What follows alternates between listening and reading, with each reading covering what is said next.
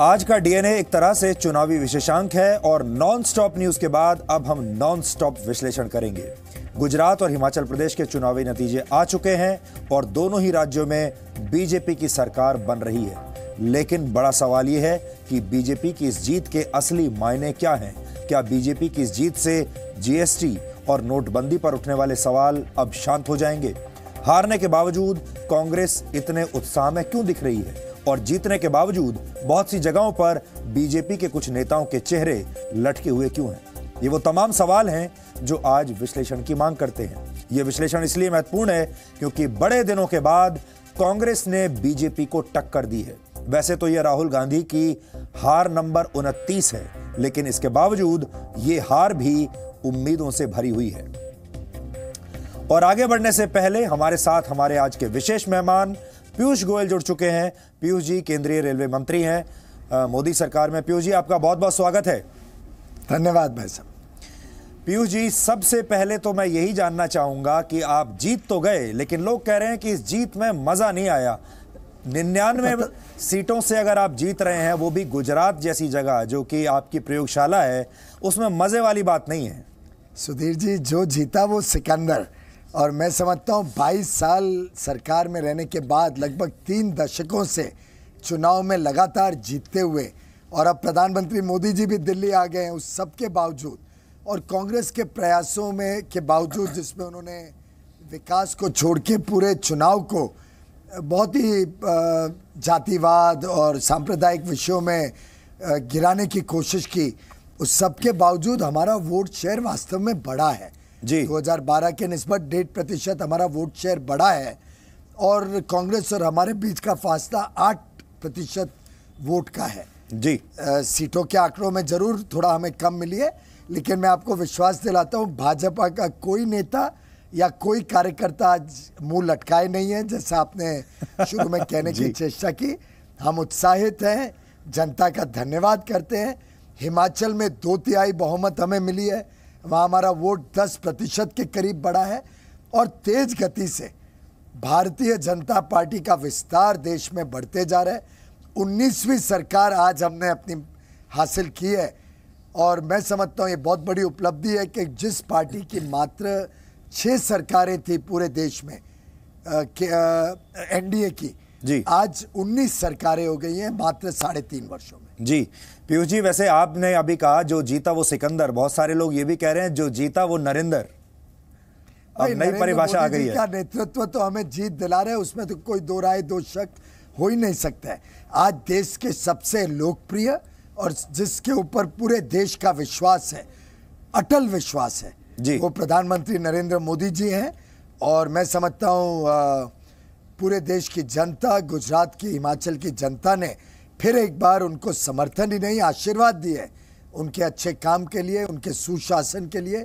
जिस प्रकार से उन्होंने देश को पूरे विश्व में एक शक्ति के रूप में उभारा है, जिस प्रकार से आज पूरे विश्व की सबसे तेज गति से बढ़ती हुई बड़ी अर्थव्यवस्था आज भारत बनी है, जिस प्रकार से पूरा विश्व देख रहा है कि भारत की अर्थव्यवस्था सुधरी है, जिस प्रकार से समाज के हर वर्ग के लिए काम हो रहा है जी, जिस प्रकार से सफलतापूर्वक इतने आधारभूत परिवर्तन और ट्रांसफॉर्मेशनल बदलाव हो रहे हैं देश में, मैं समझता हूं देश की जनता ने फिर एक बार vote for good governance, for development and for honesty इस देश में दिया है। देखिए, जब भी रिजल्ट आता है, जब भी मार्कशीट आती है तो उसकी विवेचना तो होती ही है, उसकी चीरफाड़ होती है, उसका डीएनए टेस्ट होता है।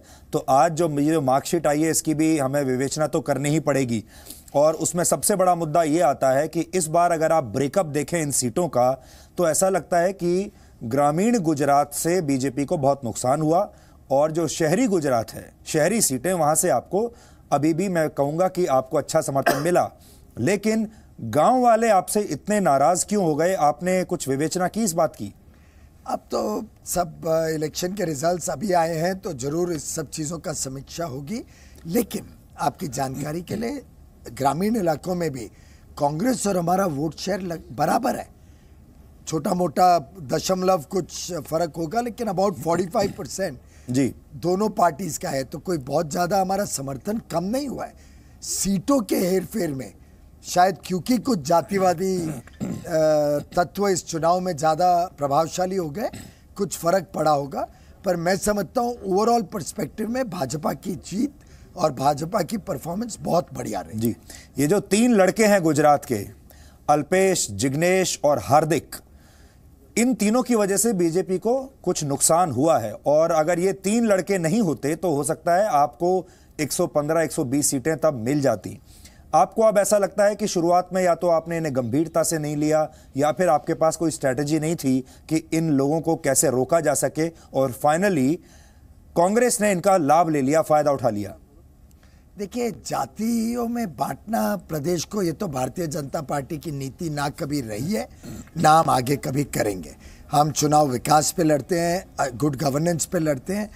कांग्रेस ने कोशिश की कि फिर एक बार, जैसे पहले उनका खाम कॉम्बिनेशन था, वैसा कॉम्बिनेशन करने की, समाज को बांटने की, एक अलग मैसेज वंचित शोषित समाज को देने की, एक उच्च स्तरीय समाज को एक डरा के बहकावा डालने की, अलग अलग तरीके से उन्होंने समाज को बांटने की कोशिश की। हम समझते हैं कि भारतीय जनता पार्टी की सरकार सभी को सामान्य रूप से देखती है, सभी के भविष्य को उज्जवल करना चाहती है। सबका साथ सबका विकास हमारा नारा ही नहीं, हमारा काम करने का ढंग और उद्देश्य रहा है, और हम उस पर लगातार निरंतर चलते रहेंगे। हमने कभी समाज को जातियों में बांटने की ना कोशिश की है, ना हम उसका समर्थन करते हैं। पीयूष जी, एक और बात जो बड़ी नई बात देखने को मिली है वो है नोटा। करीब 5.5 लाख लोगों ने इस बार नोटा का बटन दबाया है। उसको आप अच्छी उसमें ये भी कह सकते हैं कि वो बीजेपी को वोट नहीं देना चाहते थे, लेकिन कांग्रेस को भी नहीं देना चाहते थे, यानी बीजेपी से बेवफाई नहीं करना चाहते थे। लेकिन दूसरी बात यह भी है कि गुजरात जैसे राज्य में 5.5 लाख नोटा पड़ जाएं, यानी 1.8% जो वोट थे वो नोटा में चले गए। क्या इससे आपको ऐसा लगता है कि ये उदासीनता है, खास तौर पर ऐसे वक्त में जब आप कहते हैं कि विकास सबसे बड़ा मुद्दा है? देखिए, कुछ लोग तो समाज में ऐसे रहेंगे ही जिनको शायद कभी ना कभी कोई नाराजगी आएगी किसी एक पार्टी से, दूसरी से। कुछ थोड़े पेसिमिस्टिक भी होते हैं कि हमको तो पूरी राजनीति खराब लगती है। वो ये नहीं समझते हैं कि उस वोट को उन्होंने एक प्रकार से वेस्ट किया है। नोटा देने से जो वोट की क्षमता है, जो वोट को जिस प्रकार से वो इस्तेमाल करके एक भारत के निर्माण के लिए एक वोट दे सकते थे, वो उन्होंने मिस किया है। तो दुर्भाग्यपूर्ण स्थिति है। मैं समझता हूँ ज़्यादा से ज़्यादा और हमारे कार्यकर्ता जनता से संपर्क करके लोगों को उत्साहित करेंगे कि उन्होंने वोट जरूर डालना चाहिए और एक पॉजिटिव वोट डालना चाहिए, जो भी उनकी पसंद हो या जो पार्टी से उनका जुड़ाव ज़्यादा उनको लगे अपने सोच और अपने विचारों के साथ। इससे पहले कहा जाता था कि जो बीजेपी है और जो पूरा आपका तंत्र है बीजेपी का, वो चुनावी मशीन बन गया है। और अच्छी बात है, किसी भी पार्टी को चुनाव के लिए तैयार रहना चाहिए, चुनावी मशीन कहने में कोई दिक्कत नहीं है। लेकिन अब लोग ये कह रहे हैं कि आपने प्रधानमंत्री को भी एक चुनावी मशीन बना दिया है, और इस बार आपने प्रधानमंत्री का जबरदस्त प्रयोग किया, बहुत उनके ऊपर दबाव डाल दिया, और लास्ट के 7 दिन अगर प्रधानमंत्री ने इतनी मेहनत नहीं की होती और आपके ये 5-6 सीटें अगर कम पड़ जाती तो इज्जत दांव पर लग गई थी बीजेपी की गुजरात में। मैं समझता हूँ वो नासमझ होंगे जिन्होंने इस प्रकार के कमेंट किए। देखिए, माननीय प्रधानमंत्री जी भारतीय जनता पार्टी के नेता हैं। भारतीय जनता पार्टी उनकी पार्टी है, और ये कोई गुजरात नहीं, उत्तर प्रदेश में इससे ज़्यादा रैलीज की थी। बड़ा प्रदेश है। हिमाचल प्रदेश में बहुत छोटा प्रदेश है, उसके बावजूद शायद 7 या 8 रैलीज करी, जो 1/4 हैं गुजरात के, जबकि हिमाचल छोटा राज्य है। तो मैं नहीं समझता हूँ कि प्रधानमंत्री क्योंकि सरकार में है तो कोई वो अपनी पार्टी से कट जाते हैं। वो तो दुर्भाग्य है कि पूर्व में प्रधानमंत्री इतने लोकप्रिय भी नहीं थे, उनका कोई अट्रैक्शन नहीं थी, कोई सुनने नहीं आता था, इसलिए प्रधानमंत्री कैंपेन नहीं करते थे। पर माननीय मोदी जी ने तो हर चुनाव में कैंपेन किया, और वो सबसे सर्वश्रेष्ठ भाजपा के नेता हैं, और भाजपा चुनाव में है, और गुजरात तो वैसे भी उनके खुद का स्वयं का राज्य है, तो स्वाभाविक है कि वो कैंपेन करेंगे जी। तो कोई इलेक्शन मशीन और नो मशीन या सरकार और पार्टी के बीच कोई अंतर विरोध नहीं है, और पार्टी का काम कभी सफर नहीं करता है। प्रधानमंत्री जी खुद तो 18-20 घंटे काम करने वाले हैं, और हवाई जहाज में भी जब जाते हैं तो वो काम कर रहे होते हैं। तो मैं समझता हूँ कि ये चुनाव का काम भी इम्पोर्टेंट है, एक प्रकार से जनता को जानकारियाँ देना, सरकार ने क्या क्या अच्छे काम किए, हमारे आगे का विजन जनता के सामने रखना, ये भी हमारी जिम्मेदारी है। जी पीयूष जी, एक और बड़ी खास बात और नई बात इस बार देखने को मिली, और वो ये है कि कांग्रेस ने इस बार सॉफ्ट हिंदुत्व को अपनाया। आपने पहले टीका लगाया तो राहुल गांधी ने आपसे भी बड़ा टीका लगा लिया। आप मंदिर में पहले से जाते थे, वो आपसे ज्यादा मंदिर में जाने लगे। उन्होंने जनेऊ धारण कर लिया, शिव भक्त भी बन गए।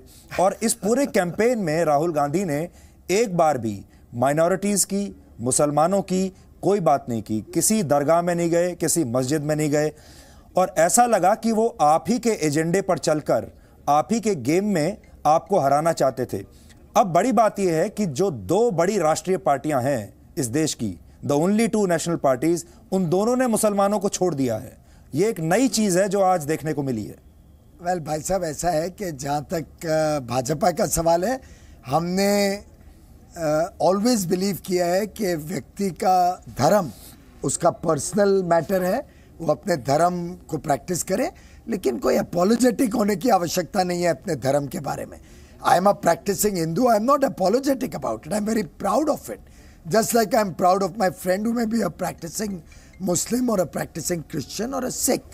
मैं समझता हूँ कि राहुल जी अच्छा है कि अगर अपना मंदिर जाना शुरू करें तो बहुत अच्छी बात है। ये भी वो स्पष्ट कर दें कि भगवान राम के जन्म स्थान पर एक भव्य मंदिर बने, उसके लिए कांग्रेस समर्थन देगी और एक ऑल पार्टी कंसेंसस बन सकता है। मैं चाहता हूं कि राहुल गांधी जी इस पर स्पष्टीकरण करें कि कांग्रेस भगवान राम के जन्म स्थान पे एक भव्य मंदिर के लिए भी अभी समर्थन करेगी और दोहरी नीति ना अपनाएगी कि उनके वकील वहाँ जाके उसको अपोज करें, उसकी हियरिंग्स को। और राम सेतु के संबंध में भी अब कांग्रेस स्पष्टीकरण कर दे कि गलत बयान ना दे जब वो सरकार में थे, जैसे उन्होंने कोशिश की कहने की कि राम सेतु तो है ही नहीं, राम भगवान ही नहीं थे। तो बहुत अच्छी बात है कि अब उनको ये समझ आ गई है कि राम भगवान मर्यादा पुरुषोत्तम इस देश की अस्मिता के साथ जुड़े हैं, और राहुल जी को ये अब समझ आ गई है। ये इस देश के लिए बहुत खुशी की बात है। जी, लेकिन अगर उन्होंने ऐसा कर दिया तो फिर ध्रुवीकरण कैसे होगा, पोलराइजेशन कैसे होगा? आपको फिर कोई नया मुद्दा ढूंढना पड़ेगा। हमने तो कभी पोलराइजेशन की राजनीति करी नहीं है, हम तो विकास की राजनीति करते हैं और विकास के ऊपर जनता का वोट मांगते हैं। और फिर एक बार जनता ने, हिमाचल गुजरात दोनों की जनता ने, देश की जनता ने विकास को फिर एक बार समर्थन दिए, आशीर्वाद दिए। जी पीयूष जी, अब हम बिल्कुल लास्ट स्टेज पर पहुंच गए हैं।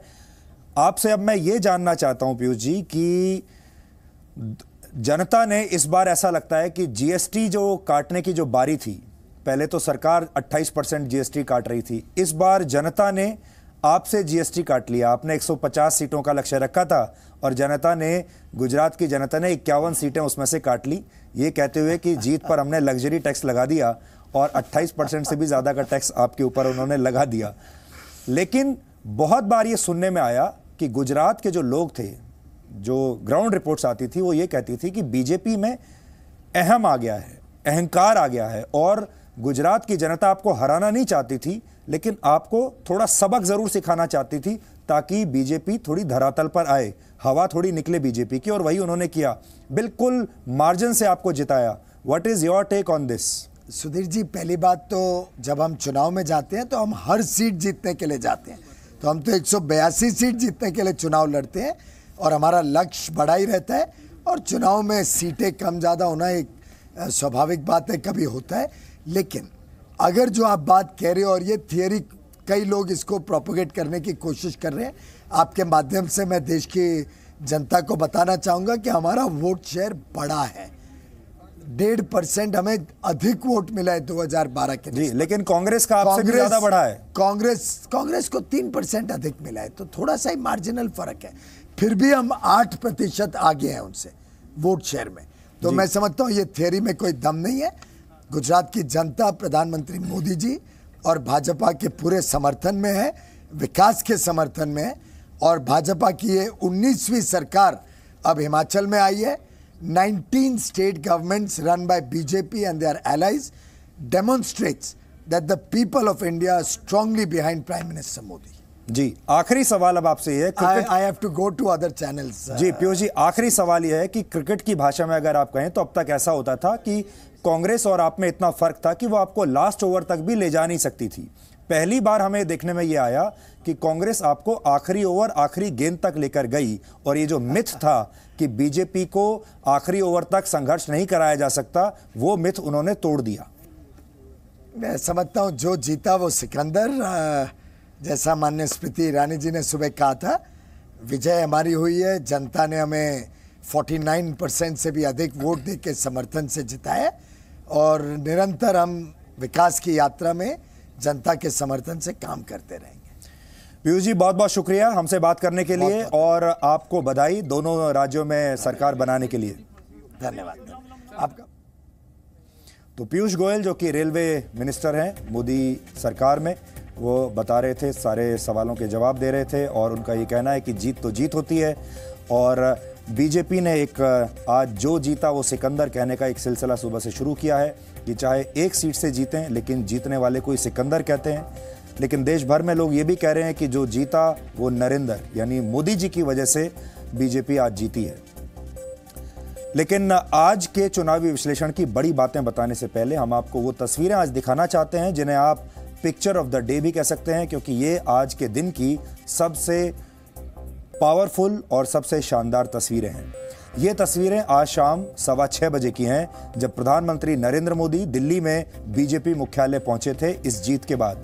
वहां पहुंचने से पहले प्रधानमंत्री की कार पर फूलों की वर्षा की गई, और इसके बाद बीजेपी के अध्यक्ष अमित शाह ने प्रधानमंत्री नरेंद्र मोदी का स्वागत किया, और फिर दोनों नेताओं ने मीडिया के कैमरों के सामने विक्ट्री साइन दिखाते हुए अपनी जीत का उद्घोष किया। लेकिन क्या बीजेपी के लिए वाकई ये जीत इतनी बड़ी है? क्या इस तस्वीर के पीछे कोई कसक भी छिपी है? सबसे पहले गुजरात और हिमाचल प्रदेश की फाइनल टैली आपको हम दिखा देते हैं।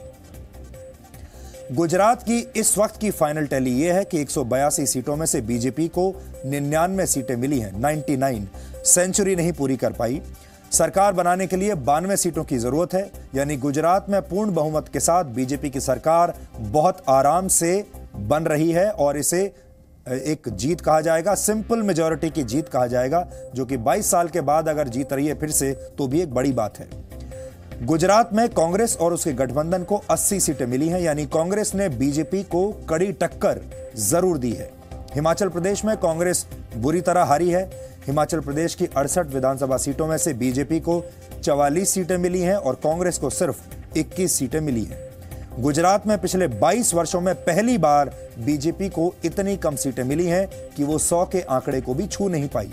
इससे पहले 2012 में बीजेपी को सबसे कम 115 सीटें मिली थी, लेकिन इस बार बीजेपी 100 सीटों से भी नीचे चली गई है, 99 सीटों पर सिमट गई है। लेकिन पिछली बार आपको यह भी ध्यान रखना होगा, जब 115 सीट मिली थी 2012 में, तब नरेंद्र मोदी बीजेपी की तरफ से मुख्यमंत्री थे गुजरात के, और इस बार नरेंद्र मोदी मुख्यमंत्री नहीं बल्कि प्रधानमंत्री हैं। जबकि पिछले 22 वर्षों में कांग्रेस को इस बार सबसे ज्यादा सीटें मिली हैं, लेकिन कांग्रेस 22 वर्षों में अपना सर्वश्रेष्ठ प्रदर्शन करने के बाद भी हार गई।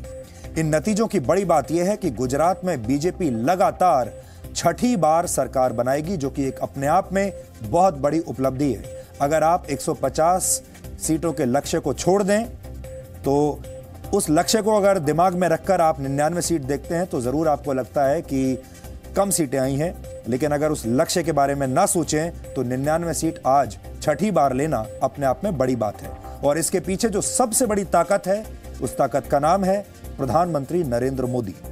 नतीजों के बाद यह साफ हो चुका है कि प्रधानमंत्री मोदी ने आखिरी दिनों में जो जोर लगाया, उसके बाद ही गुजरात में बीजेपी की नैया पार हुई है। नोटबंदी और जीएसटी के बावजूद गुजरात के बड़े शहरों में बीजेपी जीती है। यह भी अपने आप में एक बहुत बड़ा विरोधाभास है, क्योंकि कांग्रेस ने गब्बर सिंह टैक्स के नाम पर बहुत जबरदस्त प्रचार किया था।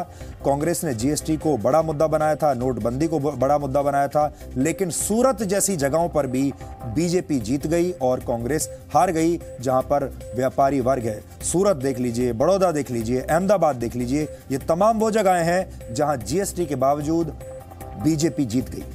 पाटीदार आंदोलन और कांग्रेस की हार्दिक, अल्पेश और जिग्नेश वाली पार्टनरशिप से बीजेपी को नुकसान हुआ है। ग्रामीण इलाकों में बीजेपी हारी है, ये एक और बड़ी बात है। और गुजरात में इस बार नोटा बहुत बड़ा फैक्टर बनकर उभरा है। 5.5 लाख से ज्यादा लोगों ने नोटा को वोट दिया, यानी वो दोनों में से किसी पार्टी को वोट नहीं देना चाहते थे। ये कुल मतदान का करीब 1.8% था। यानी लोग बीजेपी से नाराज तो थे, लेकिन तब भी कांग्रेस को वोट नहीं देना चाहते थे और इसीलिए उन्होंने नोटा को चुना। खास बात यह भी है कि गुजरात की विजय रूपाणी सरकार के कम से कम 5 मंत्री इस बार चुनाव हार गए, जिनमें गुजरात के विधानसभा अध्यक्ष रमन लाल वोरा भी शामिल हैं। वैसे कांग्रेस के बड़े नेता अर्जुन मोढवाडिया और शक्ति सिंह गोहिल जैसे वरिष्ठ नेता भी चुनाव हार गए हैं। और हैरानी की बात यह है कि जिस विधानसभा क्षेत्र में प्रधानमंत्री नरेंद्र मोदी का गांव वडनगर आता है, वहां भी बीजेपी हार गई और कांग्रेस जीत गई। गुजरात में कांग्रेस को सॉफ्ट हिंदुत्व का फायदा मिला है। सोमनाथ मंदिर के पास सोमनाथ जिले की 4 सीटें कांग्रेस ने जीती हैं। आप सोचिए कि सोमनाथ से बीजेपी हार गई।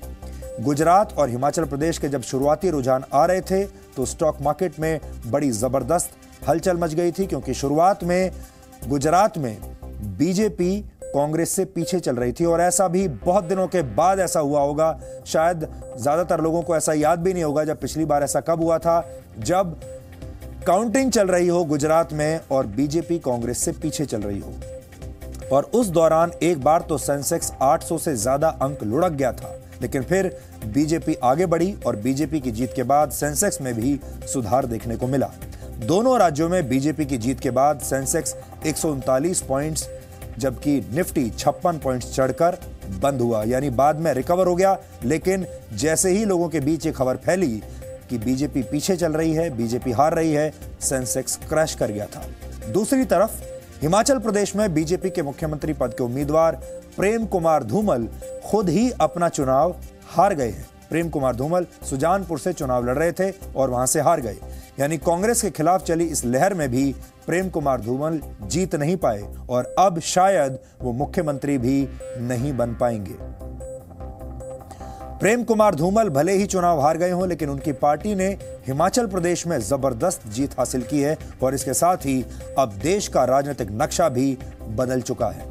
हिमाचल प्रदेश में जीतने के साथ ही बीजेपी और उसके सहयोगियों की सरकार अब भारत के 19 राज्यों में हो गई है, जैसा कि पीयूष गोयल अभी बता रहे थे, जबकि कांग्रेस अब पूरे भारत में सिर्फ 5 राज्यों में सिमट कर रह गई है। कांग्रेस के पास अब सिर्फ कर्नाटक और पंजाब, ये 2 ही बड़े राज्य बचे हैं, बाकी छोटे छोटे राज्य हैं। इनमें से कर्नाटक में अगले वर्ष चुनाव होने हैं और अगर वहां भी कांग्रेस हार गई तो उसकी स्थिति और ज्यादा खराब हो जाएगी। औपचारिक तौर पर कांग्रेस का अध्यक्ष बनते ही राहुल गांधी 2 चुनाव आज हार गए हैं। 2012 में पार्टी का उपाध्यक्ष बनने के बाद से लेकर अब तक उनके नेतृत्व में कांग्रेस पार्टी 29 चुनाव हार चुकी है, 29, और ये कांग्रेस के लिए अच्छे संकेत नहीं है। अगर किसी और पार्टी में किसी और नेता के या किसी और उपाध्यक्ष या अध्यक्ष के नेतृत्व में कोई पार्टी 29 बार हारी होती तो शायद अब तक उनकी कुर्सी चली गई होती। अगर कांग्रेस को देश का यह राजनीतिक नक्शा बदलना है तो उसे और कड़ी मेहनत करनी पड़ेगी, ऐसा वोटर्स ने कांग्रेस को संदेश दिया है। बीजेपी इस जीत का मतलब समझती है अच्छी तरह से और शायद इसीलिए आज प्रधानमंत्री नरेंद्र मोदी की जो बॉडी लैंग्वेज थी वो बड़ी बदली हुई दिख रही थी। वो खुश भी थे, भावुक भी थे और साथ साथ आक्रामक भी थे। नरेंद्र मोदी के ये तमाम इमोशंस आज आपको बहुत ध्यान से देखने चाहिए।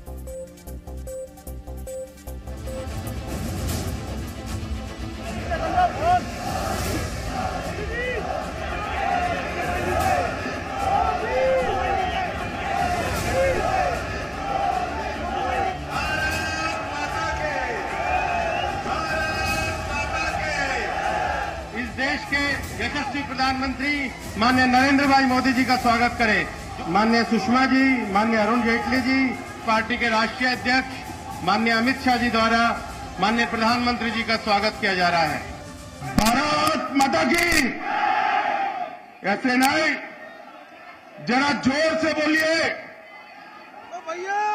हिमाचल की पहाड़ियों से लेकर गुजरात के सागर तट तक जाना चाहिए। भारत माता की। गुजरात और हिमाचल की जनता को शत शत नमन करता हूं।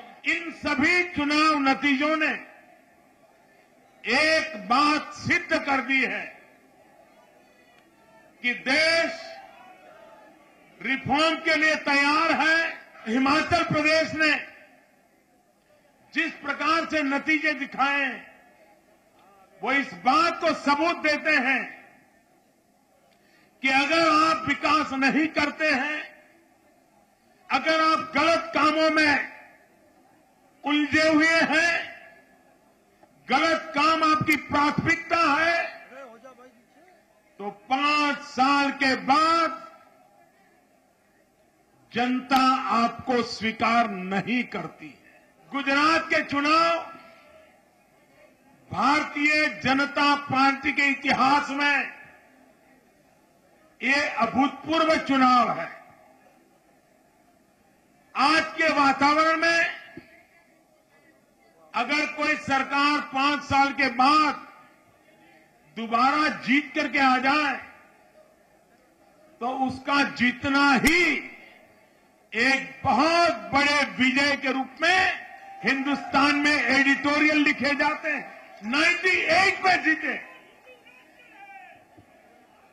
2002 में जीते, 2007 में जीते, 2012 में जीते, हर लोकसभा जीते, हर विधानसभा जीते। भाइयों बहनों,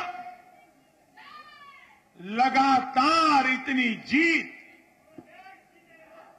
और सिर्फ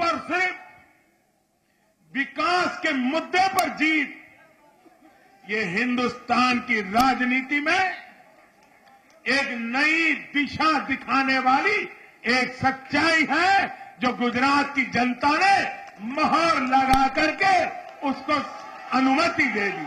चारों तरफ से हमले हो रहे थे, अपप्रचार की आंधी चली थी। कांग्रेस पार्टी तो सिर्फ दिखती थी कि मैदान में है, लेकिन उसके सिवाय इतनी ताकतें लगी हुई थी कि एक बार गुजरात में गिरा दो।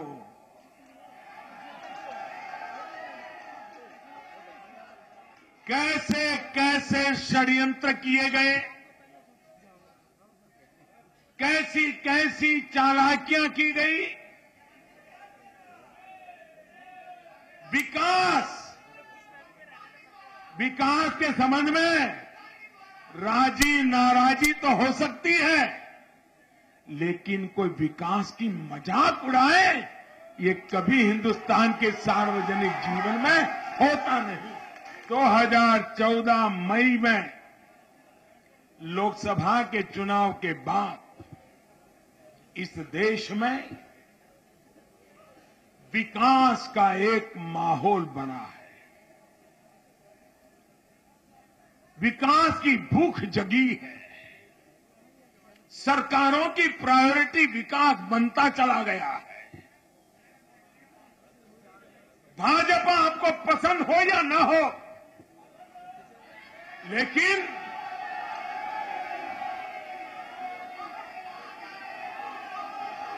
देश को विकास के रास्ते से डिरेल करने की हरकतें कृपा करके मत कीजिए। जिस दिन बीजेपी हार जाए, आप महीने पर जश्न मनाइए, देश का कोई नुकसान नहीं होगा। लेकिन देश जब विकास के मंत्र को लेकर के साथ और सहयोग दे रहा है, तो मैं देश के सभी लोगों से यही कहूंगा कि अवसर आया है। एक ऐसी सरकार है जिसमें निर्णय लेने की ताकत है। एक ऐसी सरकार है जिसकी नीयत में कोई खोट नहीं है। एक ऐसी सरकार है जिसकी नीतियां साफ सुथरा है, सबका साथ, सबका विकास, यही मंत्र लेकर के चले हैं। और ये विजय जो है, ये विजय इसी बात को जनता की मोहर लग गई है। पिछले कुछ महीनों में फिर से एक बार जातिवाद के बीज बोने के जो प्रयास हुए हैं, जिसको गुजरात की जनता ने नकार दिया है, इसलिए वो अभिनंदन के पात्र है। बीते कुछ महीनों में कुछ लोगों ने अपने खेल खेले, आपने उसे सफल नहीं होने दिया, लेकिन आगे वो अपनी हरकतें छोड़ेंगे नहीं। कोई कितना ही कोशिश करे, भारतीय जनता पार्टी के विजय को जो लोग स्वीकार ही नहीं सकते, उनके लिए समय बर्बाद करने की जरूरत नहीं है। मैं आपसे एक नारा बुलवाता हूं, मैं कहूंगा जीतेगा भाई जीतेगा। आप कहेंगे विकास ही जीतेगा। जीतेगा भाई जीतेगा, जीतेगा भाई जीतेगा, जीतेगा भाई जीतेगा, जीतेगा भाई जीतेगा, जीतेगा भाई जीतेगा, जीतेगा भाई जीतेगा। विकास ही हमारा मंत्र है, विकास के लिए आगे बढ़ना है, देश को विकास की नई ऊंचाइयों पर ले जाना है। बहुत बहुत धन्यवाद। तो आपने देखा नरेंद्र मोदी और अमित शाह की जोड़ी ने इस चुनाव को किसी तरीके से निकाल लिया और 22 साल की जो एंटी इनकम्बेंसी वेव थी उसको उन्होंने किसी तरीके से शांत किया और गुजरात को एक बार फिर से जीत लिया। और हम फिर कह रहे हैं कि ये कोई छोटी मोटी उपलब्धि नहीं है। अगर 150 सीट का आंकड़ा लेकर चलेंगे तो छोटी जीत लगती है 99 की, लेकिन अगर 22 साल का लंबा एंटी इनकम्बेंसी का जो की लहर है उसको देखकर चलेंगे तो लगेगा कि 22 साल के बाद फिर से गुजरात जीतना अपने आप में बड़ी उपलब्धि है। लेकिन किसी भी चुनाव में विश्लेषण को सबसे ज्यादा रोमांचक बनाते हैं उसके आंकड़े, और इस बार गुजरात चुनाव के आंकड़े बहुत ही दिलचस्प हैं। हमने दिन भर आज इन आंकड़ों को पढ़ा है, इन आंकड़ों पर रिसर्च की है और गुजरात में नतीजों के हर गणित में इस बार कांग्रेस ने बीजेपी को जबरदस्त टक्कर देने की कोशिश की है। गुजरात विधानसभा में कुल मिलाकर 182 सीटें हैं, बीजेपी को 99 सीटें मिली हैं, कांग्रेस और उसके सहयोगियों को कुल मिलाकर 80 सीटें मिली हैं, यानी एक तरफ 80 और दूसरी तरफ 99, 19 सीटों का फर्क है। लेकिन अब हम इसका ब्रेकअप करते हैं। अगर हम क्षेत्रीय आधार पर देखें तो उत्तर गुजरात में कुल मिलाकर 32 सीटें हैं, बीजेपी ने इनमें से 14 सीटें जीती, कांग्रेस ने 18 सीटें जीती, यानी उत्तर गुजरात में बीजेपी से कांग्रेस बाजी मार ले गई और कांग्रेस ने ज्यादा सीटें जीती। मध्य गुजरात में कुल 61 सीटें हैं, बीजेपी ने 37 सीटें जीती, कांग्रेस ने 22 सीटें जीती, यहां बीजेपी आगे निकल गई। दक्षिण गुजरात में कुल 35 सीटें हैं, बीजेपी ने एक बार फिर 25 सीटें जीत ली और कांग्रेस को सिर्फ 10 सीटें मिली। और सौराष्ट्र में कुल मिलाकर 54 सीटें हैं, बीजेपी ने 23 सीटें जीती और कांग्रेस ने 30 सीटें जीती, यानी यहां सौराष्ट्र में कांग्रेस बीजेपी पर भारी पड़ गई और यही सबसे बड़ा पेच है। सौराष्ट्र और गुजरात के शहरी इलाकों को बीजेपी का गढ़ माना जाता है और नोट करने वाली बात यह है कि बीजेपी को सबसे ज्यादा 12 सीटों का नुकसान सौराष्ट्र में ही हुआ है, जो कि बीजेपी का गढ़ हुआ करता था। सौराष्ट्र गुजरात का पटेल बाहुल इलाका है और यहां पर आप पाटीदार आंदोलन का असर साफ तौर पर देख सकते हैं। इस बार अगर वोट प्रतिशत की बात करें तो बीजेपी को 49.1% वोट मिले हैं, जो कि पहले से ज्यादा है, और कांग्रेस को भी 41.4% वोट मिले हैं, जो कि पहले से ज्यादा है। अगर वर्ष 2012 के विधानसभा चुनाव के नतीजों से आज के नतीजों की तुलना करें तो बीजेपी के वोट प्रतिशत में 1.2% का इजाफा हुआ है और कांग्रेस के वोट प्रतिशत में भी 2.5% 2.5% का इजाफा हुआ है।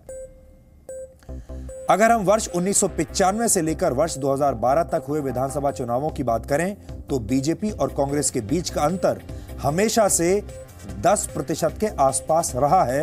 हर चुनाव में कांग्रेस और बीजेपी के बीच में 10% का अंतर रहता था। वोट शेयर में कांग्रेस करीब करीब 10% पीछे रहती थी, लेकिन इस बार के यानी आज के चुनाव में बीजेपी और कांग्रेस के बीच वोट प्रतिशत का अंतर 10% से घटकर 7.7% रह गया है। पिछले 22 वर्षों में इसे एक बड़ा बदलाव कहा जा सकता है और इस बदलाव का असर सीटों के अंतर पर भी पड़ा है। 2017 में बीजेपी और कांग्रेस के बीच अब सिर्फ 19 सीटों का फर्क बचा है। बीजेपी को इस बात का एहसास है कि वो बहुत मुश्किल से गुजरात में जीती है, इसलिए आज एक बार फिर बीजेपी के अध्यक्ष अमित शाह का वो बयान आपको सुनवाने का वक्त है जब कुछ दिन पहले उन्होंने 150 सीटें जीतने का दावा किया था। पिछले महीने 28 नवंबर को जब अहमदाबाद में हमने गेम ऑफ गुजरात कॉन्क्लेव किया था तो उसमें अमित शाह आए थे और अमित शाह ने बहुत ही आत्मविश्वास के साथ ये कहा था कि बीजेपी 150 सीटें जीतेगी, ये उनका लक्ष्य है। लेकिन आज जब प्रेस कॉन्फ्रेंस में हमारे संवाददाता ने उनसे यही सवाल फिर से किया तो उन्होंने इसकी जिम्मेदारी कांग्रेस के निचले स्तर की राजनीति पर और निचले स्तर के चुनाव कैंपेन पर डाल दी। 150 का जो टारगेट आपने लिया, कुछ ज्यादा नहीं ले लिया? देखिए सुधीर जी, जब मैंने कहा कि मणिपुर में सरकार बनेगी तब भी लोग हंसते थे। मैंने यूपी में 300 कहा तब भी आप जैसे लोग पूछते थे कि ज़्यादा नहीं है। जब मैंने उत्तराखंड में 55 कहा तब भी मुझे लोग कहते थे कि 55 कहाँ से आएगी, आज तक कभी 47 से ज़्यादा सीटें किसी को भी नहीं मिली। मगर सब जगह हमने ये आंकड़ों को सिद्ध कर कर दिखाया है। तो मैंने तो थोड़ा बहुत कम कर कर ही रखा है 150 का लक्ष्य।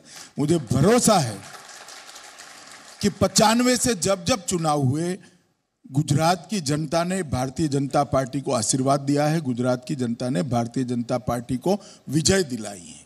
ये विजय कोई भारतीय जनता पार्टी के अकेले की नहीं है, इसमें बहुत बड़ा योगदान गुजरात की जनता के भारतीय जनता पार्टी और मोदी जी के प्रति प्यार का है।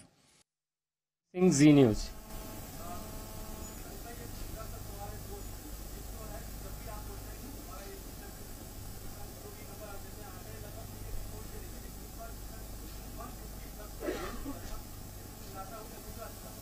नहीं,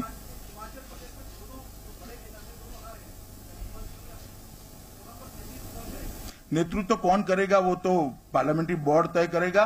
मगर जब मैंने 150 कहा तब कांग्रेस इतनी नीचे स्तर का प्रचार करेगी हमें मालूम नहीं था, वरना मैं भी काउंट कर लेता।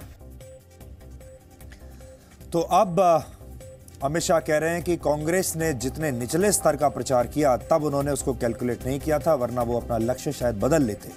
लेकिन यहां हमें अमित शाह की रणनीति और उनके चुनावी एक्शन की तारीफ करनी होगी, क्योंकि उनकी और प्रधानमंत्री नरेंद्र मोदी की जोड़ी ने इस हारे हुए मैच को जीत लिया, क्योंकि ये मैच एक वक्त में बड़ा मुश्किल हो गया था और जिसको हम क्रिकेट की भाषा में कहते हैं कि एक समय ऐसा आया था जब ये मैच फंस गया था। गुजरात सिर्फ एक राज्य नहीं है, वो बीजेपी की प्रयोगशाला है, बीजेपी का इंजन है, अमित शाह का गृह राज्य है, नरेंद्र मोदी का गृह राज्य है और गुजरात से उनका भावनात्मक जो एक लगाव है, जो जुड़ाव है, वो बड़ा जबरदस्त है। इसलिए गुजरात एक बड़ा स्पेशल स्टेट है इन दोनों नेताओं के लिए। बाकी कोई राज्य पर इतने सवाल नहीं उठते, लेकिन गुजरात में जब भी टैली कम होती है बीजेपी की तो सवाल जरूर उठते हैं, क्योंकि गुजरात उनका अपना राज्य है, अपना घर है और गुजरात ही बीजेपी का इंजन भी है। और अगर इंजन में जरा सी भी कोई खराबी आ जाए तो आगे बढ़ना कई बार मुश्किल हो जाता है। लेकिन गुजरात के इंजन का कंट्रोल नरेंद्र मोदी और अमित शाह की जोड़ी के पास रहा और था और वो इसे कंट्रोल करते रहे और इस जोड़ी ने गुजरात की मुश्किल लड़ाई को जीत कर दिखा दिया। बीजेपी के नेता अब ये कह रहे हैं कि जो जीता वही सिकंदर, एक सीट से भी अगर जीते तो जीत तो है ही, और इसीलिए जो जीता वही सिकंदर। जबकि बहुत सारे लोग ये कहकर चुटकी ले रहे हैं कि जो जीता वही नरेंद्र।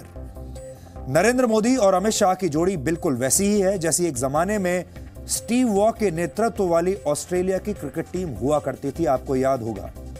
ऐसा कहा जाता था कि स्टीव वॉ की टीम ने कभी यह सोचा ही नहीं कि वो किसी मैच में हार भी सकते हैं। उनकी टीम और स्टीव वॉ का जो विजन होता था वो हारे हुए मैच में भी जान डाल देता था, और वो हारे हुए मैच को भी जीत जाते थे, क्योंकि वो ऐसा सोचते ही नहीं थे कि उन्हें हराना संभव है। और आज लोग ये कह रहे हैं कि अमित शाह और नरेंद्र मोदी की ये जो टीम है ये बिल्कुल वैसी ही है जैसी एक जमाने में स्टीव वॉ के नेतृत्व वाली ऑस्ट्रेलिया की टीम हुआ करती थी, जो कि मुश्किल से मुश्किल लक्ष्य को और मुश्किल से मुश्किल मैच को आखिरकार चाहे 1 रन से जीते लेकिन जीत लेती थी। इन चुनावों में कांग्रेस के लिए अगर कोई सबसे अच्छी बात रही है तो वो ये है कि उसे गुजरात के ग्रामीण इलाकों से अच्छे वोट मिले हैं। इस बार कांग्रेस ने अगर बीजेपी को टक्कर दी तो इसके पीछे बहुत बड़ी वजह गुजरात के ग्रामीण इलाकों में कांग्रेस का अच्छा प्रदर्शन था। इन आंकड़ों में बीजेपी और कांग्रेस दोनों के लिए बहुत सारे संकेत छिपे हैं। हमारे सामने आंकड़े हैं, हम सिर्फ आपको आंकड़े दिखा सकते हैं। आपको दिखा रहे हैं, बीजेपी को दिखा रहे हैं और कांग्रेस को दिखा रहे हैं। अब इन आंकड़ों से क्या सीखना है ये इन दोनों पार्टियों के नेताओं के ऊपर है। गुजरात में कुल 126 ग्रामीण बाहुल्य सीट हैं। इस बार के चुनाव में बीजेपी को इन 126 में से सिर्फ 53 सीटें मिली हैं, जबकि पिछली बार बीजेपी को इन्हीं इलाकों से 71 सीटें मिली थी, 71। यानी बीजेपी को गुजरात के ग्रामीण इलाकों से 18 सीटों का नुकसान हुआ है। और अगर ये सीटों का नुकसान नहीं हुआ होता तो आज बीजेपी की जो टैली है जो यहां 99 पर रुक गई है ये 117 पर होती। वहीं गुजरात के ग्रामीण बाहुल्य इलाकों से कांग्रेस को इस बार 67 सीट मिली है, जबकि पिछली बार कांग्रेस को सिर्फ 55 सीटें मिली थी। यानी कांग्रेस को इस बार 12 सीटों का फायदा हुआ है। और अगर ये फायदा नहीं हुआ होता तो ये जो 80 की टैली आपको दिख रही है इसमें से आप 12 घटा लीजिए तो 68 सीटों पर कांग्रेस रह जाती, यानी पिछली बार के मुकाबले सिर्फ 7 सीट ज्यादा। गुजरात में शहरी बाहुल्य वाली कुल 56 सीटें हैं, 56, और बीजेपी को इन 56 में से 46 सीटें मिली, जबकि पिछली बार बीजेपी को 50 सीटें मिली थी। यानी इस बार बीजेपी को कुल 4 सीटों का नुकसान हुआ है। वहीं शहरी इलाकों से कांग्रेस को इस बार 10 सीटें मिली, जबकि पिछली बार उसे सिर्फ 6 सीटें मिली थी। यानी गुजरात के शहरी इलाकों से कांग्रेस को 4 सीटों का फायदा मिला।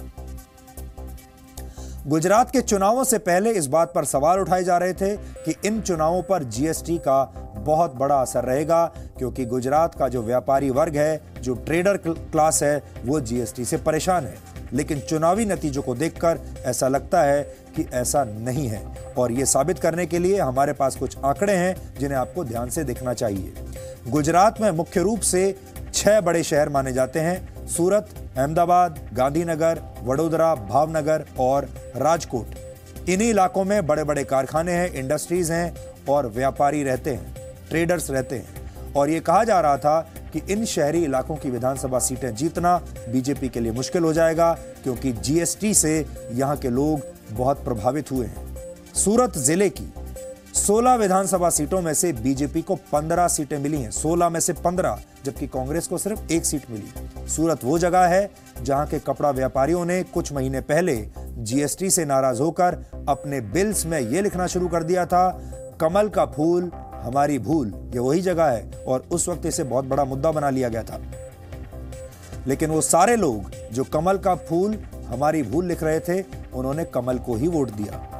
अहमदाबाद क्षेत्र में 21 सीटें हैं, जिनमें से बीजेपी को 15 सीट मिली, जबकि कांग्रेस को 6। इसी तरह गांधीनगर की 5 सीटों में से 2 बीजेपी और 3 कांग्रेस को मिली। वडोदरा की 10 सीटों में से बीजेपी को 8, कांग्रेस को 2। भावनगर की 7 सीटों में से बीजेपी को 6 और कांग्रेस को सिर्फ 1।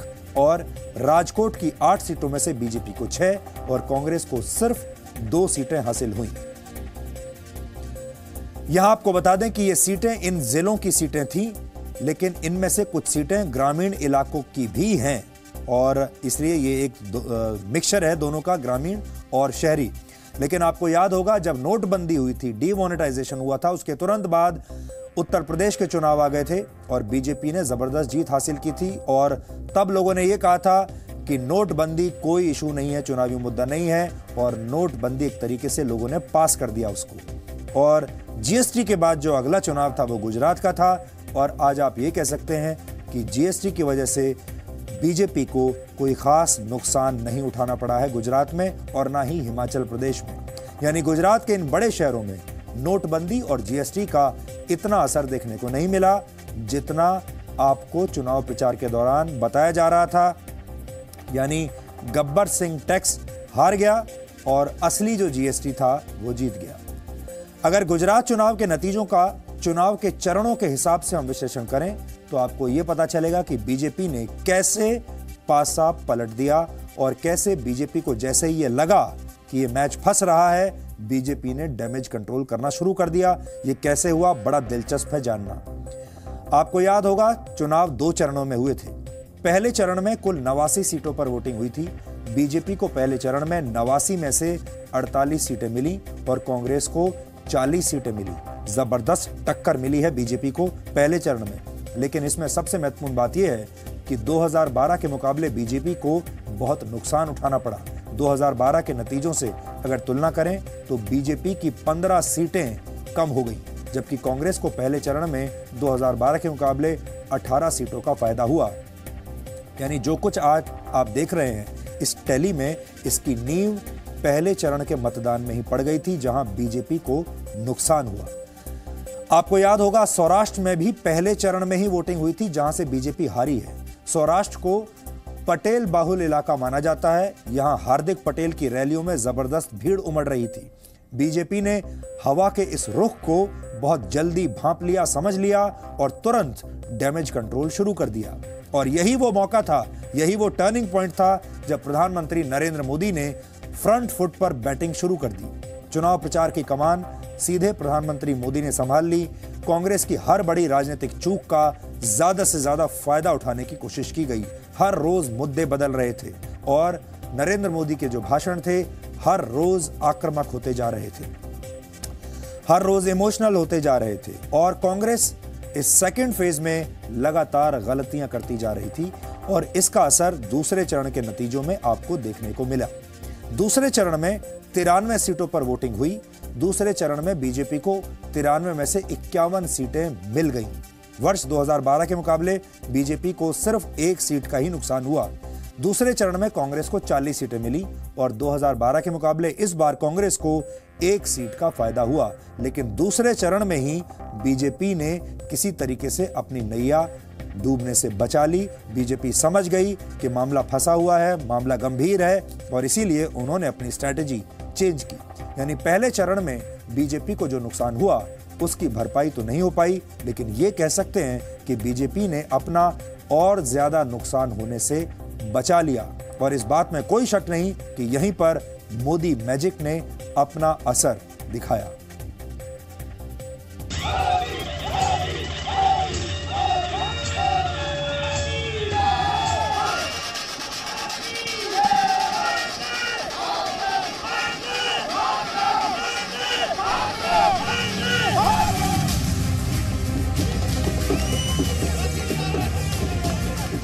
भारतीय जनता पार्टी के लिए बहुत आनंद का दिन है।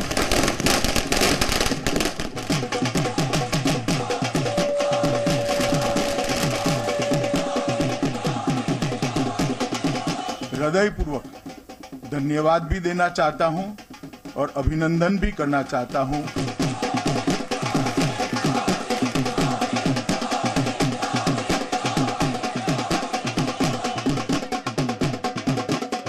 जीत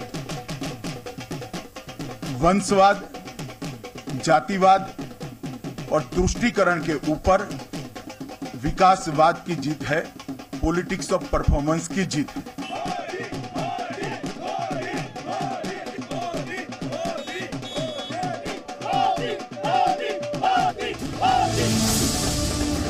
आज पूरे देश में सिर्फ एक चर्चा है और चर्चा का शीर्षक ये है कि गुजरात से लेकर हिमाचल प्रदेश तक और देश के बाकी हिस्सों में भी ये तो कमाल नहीं कमल हो गया। कम से कम मौजूदा स्थिति में भारत का नक्शा तो इसी बात की तरफ इशारा कर रहा है।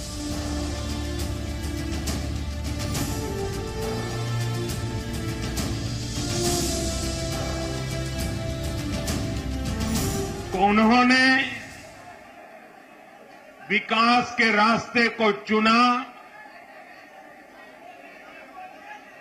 विकास के मार्ग से ही जन सामान्य की समस्याओं का समाधान होगा। 70 साल के बाद हमारा एक लोकतंत्र करवट बदल रहा है और एक नए एरा में, नए युग में हमारा लोकतंत्र प्रवेश कर रहा है। कांग्रेस पार्टी के द्वारा जिस प्रकार से मुद्दों से भटककर पूरे चुनाव को जातिवाद की दिशा में ले जाने का प्रयास किया गया, पूरे गुजरात को जिस तरह से जातिवादी की आग में झोंकने का प्रयास किया गया, गुजरात की जनता ने उसको विफल बनाया है। सीट का अंतर ठीक है, मगर पहले आप ये समझ लो कि जन समर्थन हमें 8% ज्यादा मिला है। किसी भी सेफोलॉजिस्ट से बात कर लो, 8% का अंतर बहुत कम अंतर नहीं होता है जी। हाल फिलहाल में जितने भी विधानसभा चुनाव हुए, उनके नतीजों को देखकर तो ऐसा ही लगता है कि जिस रफ्तार से बीजेपी जीत वाली पिच पर खेल रही है, उसमें विपक्षी पार्टियों के लिए खतरा काफी ज्यादा है, क्योंकि गुजरात और हिमाचल के नतीजों का असर आने वाले चुनावों पर भी पड़ेगा।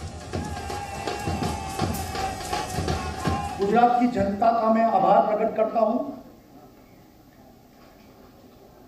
विजय का श्रेय गुजरात की जनता जनार्दन को देता हूं, क्योंकि छठी बार राज्य में भारतीय जनता पार्टी पर विश्वास रखते हुए जिस तरीके से विजय दिलाया है, तो मान लेना चाहिए कि वो गुजरात में कभी नहीं आने वाली है।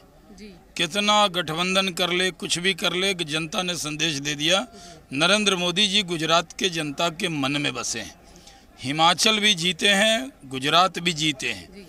नरेंद्र मोदी जी की ये जीत है, अमित शाह जी की मेहनत है, लाखों कार्यकर्ता की मेहनत है, और ये इस बात का ऐलान है कि 2019 में भी नरेंद्र मोदी जी 2/3 बहुमत से ज्यादा से लोकसभा का चुनाव जीतेंगे। पता ही था जीत रहे हैं, आपको तो मालूम है कि एग्जिट पोल्स भी सब लगातार ये बोल ही रहे थे जी। राहुल जी का ट्रैक रिकॉर्ड है कि जहां वो जाते हैं अपने राज्य को हरा के आते हैं, तो हम चाहेंगे कि 2019 में भी राहुल गांधी ही लीड में लें। आज प्रधान बने हैं, अपनी पार्टी के 2 राज्यों में उनका सफाया हो गया है। 2019 में जो बची कुची स्टेट्स हैं, इंश्योर करेंगे कि उधर भी, और ये कांग्रेस मुक्त भारत राहुल गांधी ही इसका हकीकत बनाएंगे। खुशी का माहौल है, ऐसा कभी भी महसूस नहीं हुआ कि हमें हारने का चांस था, ऐसा कभी भी महसूस नहीं। विधानसभा का चुनाव वहाँ 89 से जीतती रही है, और उसको बरकरार रखकर सरकार को बनाए रखना, सारे चैलेंजेस को सेव्ड।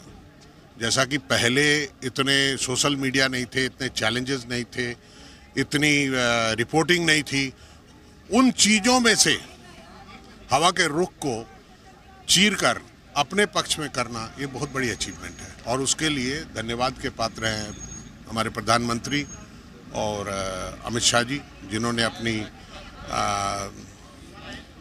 संस्था की जो दक्षता है उसका भी प्रमाण दिया है। हालांकि एक तथ्य ये भी है कि गुजरात में बीजेपी की जीत इतनी भी आसान नहीं थी, क्योंकि उसे कांग्रेस पार्टी सहित पाटीदार आंदोलन से जुड़े युवा नेताओं से अच्छी खासी टक्कर मिली। राहुल गांधी ने साम, दाम, दंड, भेद, हर तरह की रणनीति का इस्तेमाल करके गुजरात में कांग्रेस की जमीन को मजबूत करने का काम किया। 2012 के मुकाबले कांग्रेस को जितनी सीटें मिली और वोट प्रतिशत के मामले में जितना फायदा मिला, वो उनके लिए एक सुखद संकेत जरूर है, लेकिन ये बढ़त जीत में नहीं बदल पाई। फिलहाल कांग्रेस पार्टी के नए अध्यक्ष को इतने में ही संतोष करना पड़ेगा। तो एक बात तो साफ है, राहुल गांधी जी ने और कांग्रेस पार्टी ने मोदी जी और भाजपा को 99 के फेर में तो उलझा लिया है। आपने कांग्रेस पार्टी और कांग्रेस समर्थकों को भारी जनमत दिया और उन अहंकारी लोगों को सबक भी सिखाया, जैसा गहलोत साहब कह रहे थे।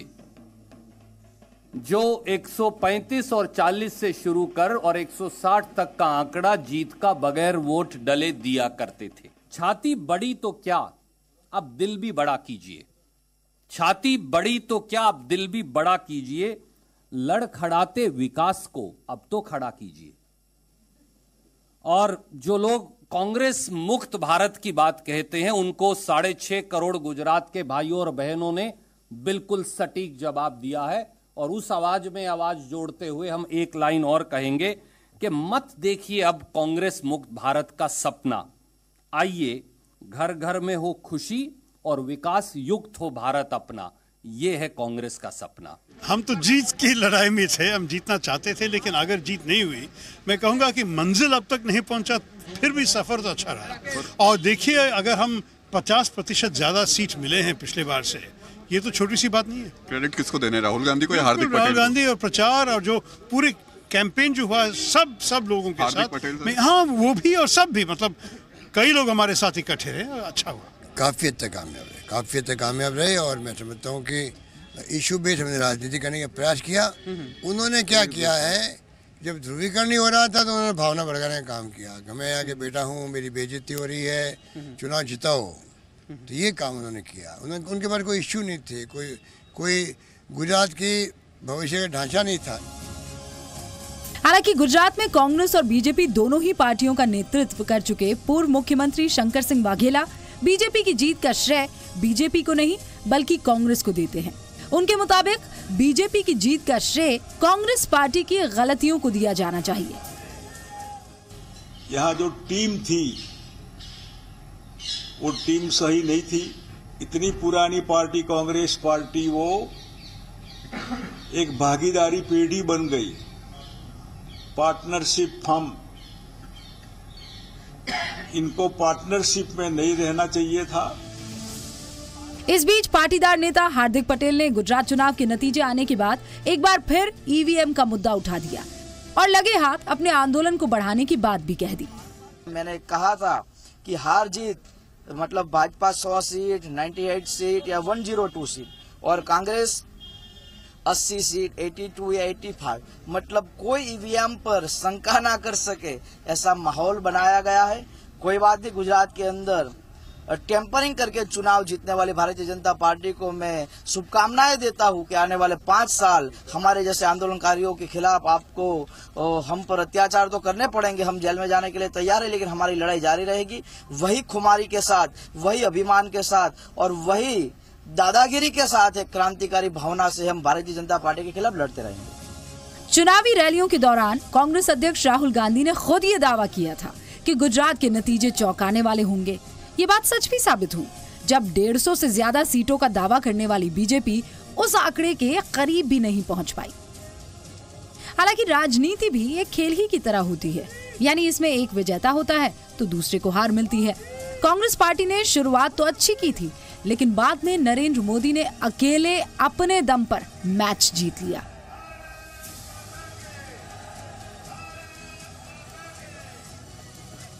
गुजरात के मुकाबले हिमाचल प्रदेश में बीजेपी की राह थोड़ी आसान थी।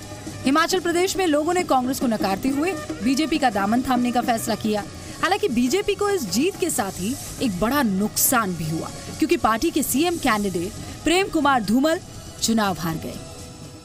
इस सीट को मानते थे कि ये सीट जीतनी चाहिए, इसलिए पार्टी को लगा कि शायद मैं जीत जाऊंगा इसमें। तो जो पार्टी को आवश्यकता, पार्टी ने कई बार बहुत अच्छे पद दिए, इस बार भी अच्छी घोषणा की थी, उसमें सफलता नहीं मिली है। कहीं हमारी कमी रही होगी। देखिए, धूमल जी के हारना ये निश्चित रूप में हम लोगों की आश्चर्य की बात है, लेकिन हिमाचल की जनता ने बड़ी आस्था स्थापित की है पार्टी के ऊपर, माननीय प्रधानमंत्री जी के ऊपर। हार के बाद कांग्रेस पार्टी गुजरात में मनोवैज्ञानिक जीत की बात कह सकती है, लेकिन कोई इस सच्चाई से इनकार नहीं कर सकता कि फिलहाल देश में मोदी का मैजिक चल रहा है और इस मैजिक को तोड़ने के लिए बीजेपी के विरोधियों को और ज्यादा पसीना बहाना पड़ेगा। जीतेगा भाई, जीतेगा, जीतेगा भाई, जीतेगा। भारत माता के। ब्यूरो रिपोर्ट, जी मीडिया। आपने एक बात यह भी नोट की होगी कि कल तक हार्दिक पटेल और कांग्रेस के नेता ईवीएम्स पर सवाल उठा रहे थे, इलेक्ट्रॉनिक वोटिंग मशीन्स पर सवाल उठा रहे थे, कह रहे थे कि इन्हें हैक कर लिया गया है और यह भी कहा जा रहा था कि ईवीएम्स के सहारे बीजेपी जीतने की तैयारी कर रही है। लेकिन ये नतीजे आने के बाद अचानक से ईवीएम पर सवाल उठने बिल्कुल बंद हो गए हैं।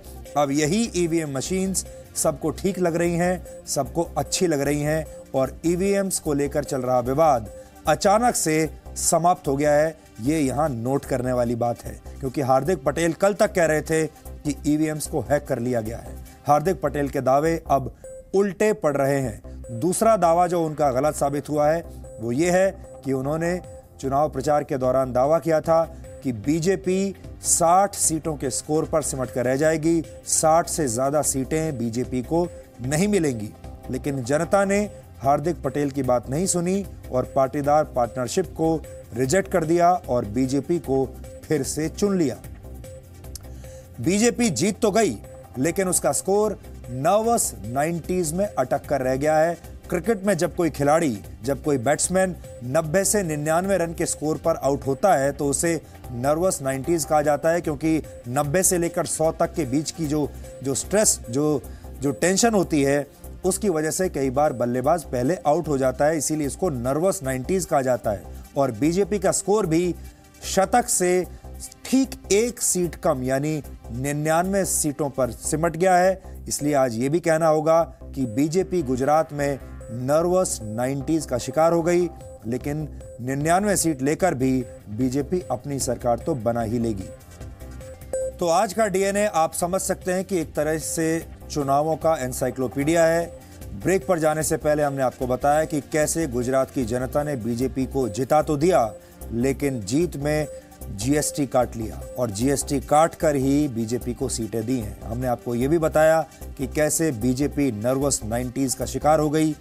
उसके बाद हमने आपको ये बताया कि हार्दिक पटेल और कांग्रेस के जो तमाम नेता थे कल तक कह रहे थे कि ईवीएम जो है वो हैक कर ली गई हैं, लेकिन आज के नतीजे आने के बाद सारे लोग शांत हो गए। अब यही ईवीएम उन्हें अच्छी लग रही हैं। और साथ ही आपको ये भी बताया कि अमित शाह ने जरूर ये कहा था कि 150 सीटें हम जीतेंगे, लेकिन 99 जीत पाए। लेकिन साथ ही हार्दिक पटेल ने भी ये कहा था कि 60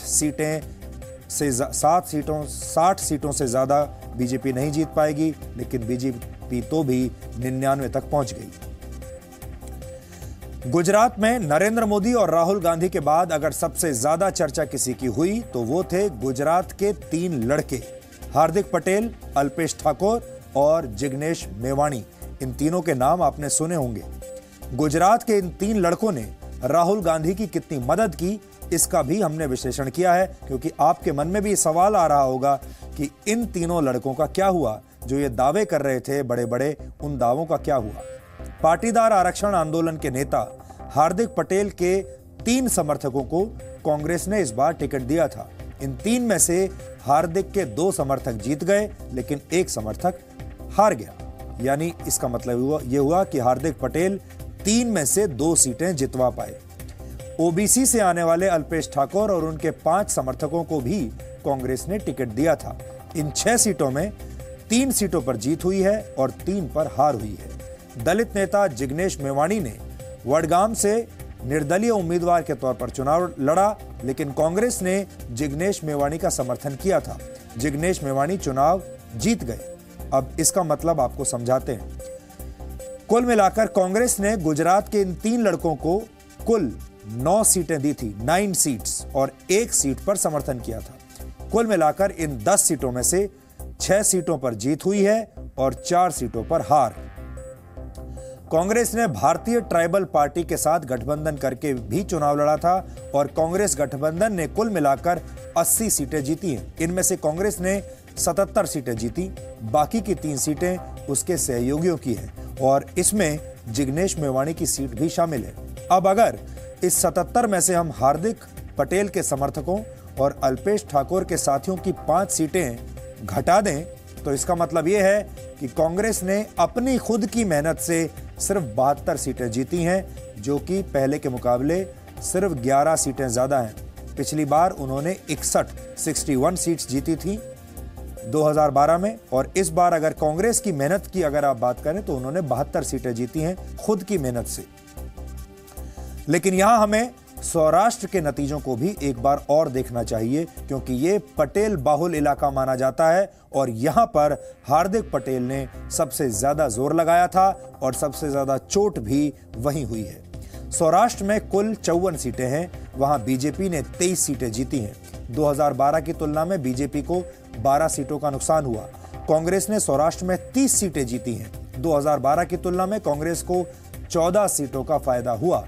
यही वो इलाका है जहां पर बीजेपी को सबसे ज्यादा नुकसान हुआ है, और अगर ये फायदा कांग्रेस को सौराष्ट्र से नहीं हुआ होता तो कांग्रेस की टैली लगभग उतनी ही होती जितनी 2012 में थी, यानी 61 के आसपास। यहां एक खास बात आपको और भी गौर करनी चाहिए। अल्पेश ठाकुर और जिग्नेश मेवाणी खुद बतौर उम्मीदवार खड़े हुए थे, खुद इन्होंने चुनाव लड़ा, लेकिन हार्दिक पटेल ने खुद चुनाव नहीं लड़ा बल्कि चुनाव लड़वाया। अगर इस तरीके से देखें तो हम ये कह सकते हैं कि अल्पेश ठाकुर और जिग्नेश मेवाणी बीजेपी को उतना नुकसान नहीं पहुंचा सके जितना कि हार्दिक पटेल ने बीजेपी को नुकसान किया। आप ये भी कह सकते हैं कि अगर बीजेपी और कांग्रेस के बीच कांटे का मुकाबला हुआ तो इसके लिए हार्दिक पटेल का आरक्षण वाला दांव बहुत हद तक जिम्मेदार है। भारत में अक्सर कहा जाता है कि बिना जाति और धर्म का कार्ड खेले इसके बिना कोई चुनाव जीता नहीं जा सकता। धर्म का कार्ड और जाति का कार्ड खेलना ही पड़ता है। लेकिन ये बात शायद गुजरात चुनाव पर लागू नहीं हुई। गुजरात में करीब 12% पाटीदार और 10% मुसलमान वोटर हैं। अगर इन दोनों समुदायों के वोटों को मिला दिया जाए तो यह आंकड़ा करीब 22% हो जाता है, 22%। बड़ा आंकड़ा है। कांग्रेस को यह पूरी उम्मीद थी कि पाटीदार और मुसलमान वोटर उसके लिए गेम चेंजर साबित हो सकता है, लेकिन ऐसा हुआ नहीं। उन्होंने गेम चेंज तो किया, लेकिन कुछ हद तक इतना बड़ा गेम चेंज नहीं हुआ कि कांग्रेस वहां सरकार बना ले। हालांकि यह बात पहले से तय थी कि गुजरात में मुसलमान कांग्रेस के पारंपरिक वोटर हैं और कांग्रेस का हर बार गुजरात में पारंपरिक तौर पर करीब करीब 40% वोट शेयर रहता ही है। पिछली बार भी 2012 में 39% वोट शेयर था और आप ये मानकर चल सकते हैं कि 39-40% वोट शेयर कांग्रेस का पारंपरिक रूप से हमेशा से ही रहता है गुजरात में उनके पास। लेकिन फिर भी ये माना जा रहा था कि मुसलमानों के पास कांग्रेस के अलावा कोई दूसरा विकल्प नहीं था, और इसी बात को ध्यान में रखते हुए कांग्रेस ने सॉफ्ट हिंदुत्व कार्ड खेलने की कोशिश की, जिसमें उसे सफलता कुछ हद तक मिली है, लेकिन इतनी नहीं मिली कि वो बीजेपी को सत्ता से हटा सके। लेकिन आरक्षण के मसले पर एकजुट होने वाले पाटीदार समाज से वोट हासिल करने की कांग्रेस की कोशिशें फेल हो गई। यानी ये दोनों ही दांव कांग्रेस के उल्टे पड़ गए। यानी राहुल गांधी और हार्दिक पटेल का जो याराना था वो कांग्रेस के काम नहीं आया। गुजरात चुनाव में 49 सीटें ऐसी थीं जिन पर पाटीदार वोटर निर्णायक स्थिति में थे, लेकिन यह मजबूती कांग्रेस के काम नहीं आई। 49 सीटों में से 28 सीटें तो भी बीजेपी ने ही जीती, जबकि कांग्रेस ने इनमें से 20 सीटों पर चुनाव जीता। यानी पाटीदार वोटरों ने हार्दिक पटेल की बातों पर 100% भरोसा नहीं किया। हार्दिक पटेल की सभाओं में भारी भीड़ को देखकर कांग्रेस को यह गलतफहमी हो गई थी कि पटेल समुदाय का वोट उसकी जेब में आ गया, लेकिन इस मामले में कांग्रेस की जेब फटी हुई निकली। इसके अलावा मुस्लिम समुदाय का वोट भी कांग्रेस को सत्ता दिलाने में कामयाब नहीं आया, क्योंकि मुसलमानों पर किसी का इस बार ध्यान ही नहीं था। कुल मिलाकर कहा जाए तो गुजरात चुनाव में कांग्रेस को यह संदेश मिल चुका है कि सिर्फ जातिवाद और तुष्टीकरण के हथियार से चुनाव नहीं जीता जा सकता। चुनाव जीतने के लिए सभी समुदायों का विश्वास पाना बहुत जरूरी है। गुजरात में आज के चुनावी नतीजों को देखते हुए आप ये भी कह सकते हैं कि कांग्रेस को नोटा ने भी हराया है। गुजरात के इन चुनावों में नोटा का कितना बड़ा रोल रहा, उसे समझाने के लिए आपको उत्तर प्रदेश चुनावों का नोटा का आंकड़ा देखना चाहिए। इसी वर्ष जब मार्च के महीने में उत्तर प्रदेश में चुनाव हुआ तो उत्तर प्रदेश के 7,57,643 लोगों ने नोटा को चुना था, जो कुल पड़े वोट का 0.87% था, यानी 1% से भी कम। उत्तर प्रदेश एक बहुत बड़ा राज्य है और इतने बड़े राज्य के करोड़ों वोटर्स में से ये परसेंटेज बहुत कम है, जबकि गुजरात में 5,51,605 लोगों ने नोटा का बटन दबाया। आपने यहां पर इस बार यह भी देखा होगा, एक जो टर्निंग पॉइंट रहा वो ये था कि इस बार राहुल गांधी ने गुजरात में बीजेपी का ही गेम खेलने की कोशिश की। उन्होंने बड़ा सा टीका लगाया, उन्होंने अपने आप को शिव भक्त घोषित कर दिया, जनेऊ पहन लिया और 27 मंदिरों के दर्शन किए, यानी सॉफ्ट हिंदुत्व का कार्ड राहुल गांधी ने खेलने की कोशिश की। वही गेम खेला जो बीजेपी खेल रही थी। लेकिन बड़ी बात इस बार यह है कि इस चुनाव में देश की 2 राष्ट्रीय पार्टियों ने मुसलमान वोटर को बिल्कुल अकेले छोड़ दिया। कांग्रेस के चुनाव प्रचार में मुसलमानों का कोई जिक्र नहीं हुआ। राहुल गांधी मंदिर तो जाते रहे एक के बाद एक, लेकिन राहुल गांधी ने एक बार भी किसी मस्जिद में या दरगाह में वो नहीं गए। ना ही उन्होंने मुसलमानों को लेकर, उनके तुष्टीकरण को लेकर कोई बयान दिया, ना उन्होंने गुजरात दंगों का कोई मुद्दा उठाया और ना ही अपने चुनाव प्रचार में एक बार भी मुसलमान वोटर्स के बारे में कुछ भी कहने की कोशिश की। गुजरात जनसंख्या के मामले में उत्तर प्रदेश से बहुत छोटा है, इसलिए इतने ज्यादा लोगों का नोटा को वोट देना बहुत मायने रखता है। हमने जब गुजरात में विशेषज्ञों से बात की तो हमें यह भी पता चला कि इस बार के पाटीदार आंदोलन के बाद बहुत सारे लोग बीजेपी से नाराज थे और जब युवा पाटीदार नेताओं ने कांग्रेस से हाथ मिलाया तो ये लोग उनसे भी नाराज हो गए। जब इन पाटीदार वोटर्स से लोग वोट मांगने गए तो इन्होंने कांग्रेस को वोट देने से इनकार कर दिया। यानी लोग बीजेपी से नाराज थे लेकिन बीजेपी से बेवफाई नहीं करना चाहते थे और इसके साथ ही उन्होंने बीजेपी को भी वोट नहीं दिया और नोटा का बटन दबा दिया। यानी एक तरह से पाटीदारों ने बीजेपी को भी एक बड़ा संदेश देने की कोशिश की है। इस बार गुजरात के चुनाव में देश की राजनीति का जो ट्रेंड बदलता हुआ दिखा है वो भी आपको हम बार बार बता रहे हैं। ये बहुत बड़ी बात है कि इस बार देश की 2 राष्ट्रीय पार्टियों ने, बीजेपी और कांग्रेस ने, मुसलमानों को अकेला छोड़ दिया और सिर्फ हिंदुत्व पर अपना फोकस रखा। टोपी को भूल गए। हमारे देश में अब तक हिंदू मुसलमान, मंदिर मस्जिद, शमशान कब्रिस्तान, इन सब मुद्दों पर ध्रुवीकरण होता रहा है, लेकिन इस बार गुजरात के चुनाव में ऐसा कुछ भी देखने को नहीं मिला। कांग्रेस ने अल्पसंख्यक वोट बैंक की राजनीति का त्याग कर दिया और इस बात पर बहुत ज्यादा जोर दिया कि कांग्रेस अध्यक्ष राहुल गांधी जनेऊधारी ब्राह्मण हैं। इसके अलावा राहुल गांधी ने अपने चुनाव प्रचार के बीच 27 मंदिरों के दर्शन किए। हालांकि उन्हें जीत का आशीर्वाद तो नहीं मिला, लेकिन भगवान सोमनाथ की कृपा राहुल गांधी पर खूब बरसी है, क्योंकि सोमनाथ में राहुल गांधी ने सोमनाथ मंदिर में पूजा की थी और सोमनाथ जिले की सभी 4 विधानसभा सीटें कांग्रेस ने जीत ली।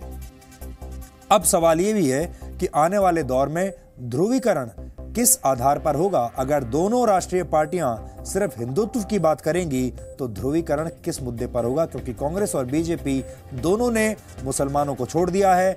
आने वाले चुनावों में यह भी देखने वाली बात होगी कि मुसलमानों ने कांग्रेस के इस नीति परिवर्तन को कैसे लिया है। क्या कांग्रेस की जो उन्होंने अपनी जो स्ट्रैटेजी बदली है उससे उसके मुसलमान वोटर उससे नाराज होंगे या नहीं, ये अगले चुनावों में पता चलेगा।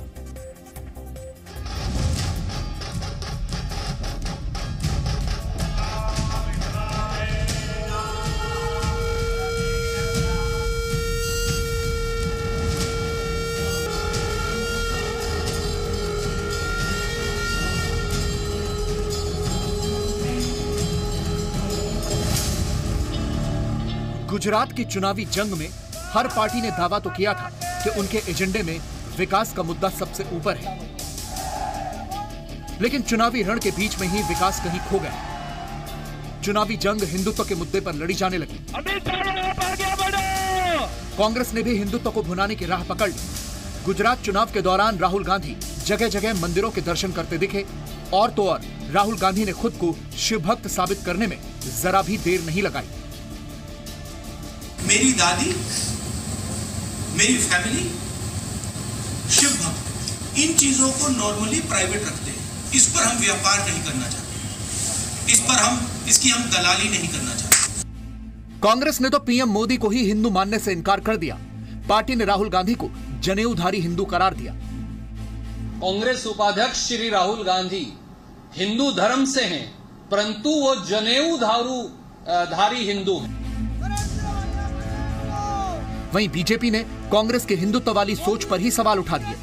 बीजेपी ने कांग्रेस को हिंदुत्व के मुद्दे पर क्लोन पार्टी और खुद को हिंदुत्व की ओरिजिनल पार्टी बताया। वित्त मंत्री अरुण जेटली ने तो यहां तक कह दिया कि जब तक असली पार्टी यानी बीजेपी मौजूद है, तब तक लोग नकली पार्टी यानी कांग्रेस को वोट नहीं देंगे। भारतीय जनता पार्टी को तो हमेशा हिंदुत्व समर्थक दल माना गया। अगर दूसरे हमारी नकल करते हैं तो मुझे क्या शिकायत हो सकती है, लेकिन राजनीति का एक सिद्धांत है, there is a basic principle, when the original is available, why should people prefer a clone?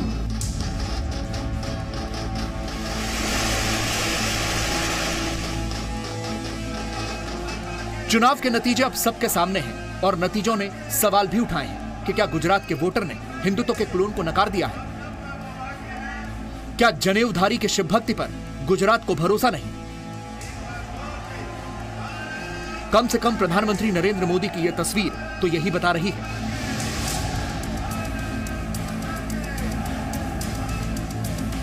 Gujarat में 22 साल से जारी बीजेपी की बादशाहत बरकरार रही। कांग्रेस ने एड़ी चोटी का जोर लगाया। विकास से लेकर हिंदुत्व के मुद्दे तक बीजेपी को उसके गढ़ में घेरने की कोशिश की। इस बार के चुनाव में कांग्रेस का प्रदर्शन बेहतर भी हुआ, लेकिन मोदी के मैजिक के सामने सब फेल। गुजरात और हिमाचल प्रदेश की जीत ने एक बार पुनः साबित कर दिया है कि मोदी जी का नेतृत्व यशस्वी है। माननीय प्रधानमंत्री जी के जो कदम रहे हैं उन्हें देश ने स्वीकार किया है। पीएम मोदी ने गुजरात चुनावों के दौरान धुआंधार प्रचार किया था। पीएम ने इस चुनाव को गुजरात का बेटा बनाम अन्य बना दिया था। श्रीमान मणिशंकर अय्यर एमणे કહ્યું આ મોદી તો નીચ જાતિનો છે, આ મોદી તો નીચ છે। ભાઈઓ બહેનો, अपमान गुजरात નું છે કે નહીં? अपमान गुजरात નું છે કે નહીં? और नतीजे सबके सामने हैं। इस बार के चुनाव में कांग्रेस ने बीजेपी के गढ़ में सेंध लगाई। कांग्रेस ने सौराष्ट्र में बीजेपी के दबदबे को कम किया, यानी उसे पाटीदार समुदाय की नाराजगी भारी पड़ी। पाटीदारों के गढ़ में बीजेपी को 13 सीटों का नुकसान उठाना पड़ा। इतना ही नहीं, रूपाणी सरकार के 5 मंत्रियों को भी हार का मुंह देखना पड़ा, यानी तस्वीर कुछ बदली दिखी। राहुल गांधी जी ने और कांग्रेस पार्टी ने मोदी जी और भाजपा को 99 के फेर में तो उलझा लिया है। अहंकारी लोगों को सबक भी सिखाया, जो 135 और 40 से शुरू कर और 160 तक का आंकड़ा जीत का बगैर वोट डले दिया करते थे। ये 22 साल में बीजेपी का सबसे खराब प्रदर्शन है। इसीलिए अब यह सवाल भी पूछा जाने लगा है कि चुनावी जीत का गुजरात मॉडल कितना कामयाब रहा। गुजरात में जिस तरह से कांग्रेस पार्टी ने जातिवाद का जहर फैलाना चाहा, प्रचार के स्तर को जिस प्रकार से नीचे ले जाने का प्रयास किया और आदरणीय प्रधानमंत्री जी के लिए भी जिस प्रकार के ओछे शब्दों का प्रयास किया, उसके बावजूद भी गुजरात की जीत, मैं मानता हूं गुजरात की जनता का श्री नरेंद्र मोदी में भरोसा कितना है उसको दर्शाती है। 2014 के लोकसभा चुनाव में मोदी लहर ने बीजेपी को केंद्र में सत्ता दिलाई थी। अब फिर कहा जा रहा है कि गुजरात का जनादेश 2019 में एक बार फिर बीजेपी को सत्ता के शिखर पर बैठाने में अहम भूमिका अदा करेगा। आज कहने को तो 2 मैच थे, एक मैच गुजरात में खेला जा रहा था और एक मैच हिमाचल प्रदेश में खेला जा रहा था, लेकिन बात सब गुजरात की ही कर रहे थे।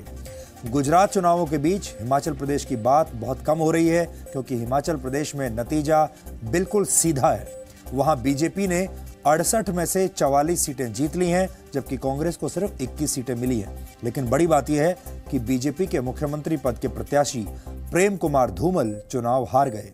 मुख्यमंत्री वीरभद्र सिंह भ्रष्टाचार के आरोपों से घिरे हुए थे और उन्हें लोगों ने खारिज कर दिया। वीरभद्र सिंह पर लगे भ्रष्टाचार के आरोपों को बीजेपी ने बड़ा मुद्दा बनाया था और ऐसा लगता है कि बीजेपी का यह अभियान चुनाव में काम आया। इसके अलावा हिमाचल प्रदेश में गुड़िया गैंगरेप केस के बाद कानून व्यवस्था पर भी सवाल उठे थे।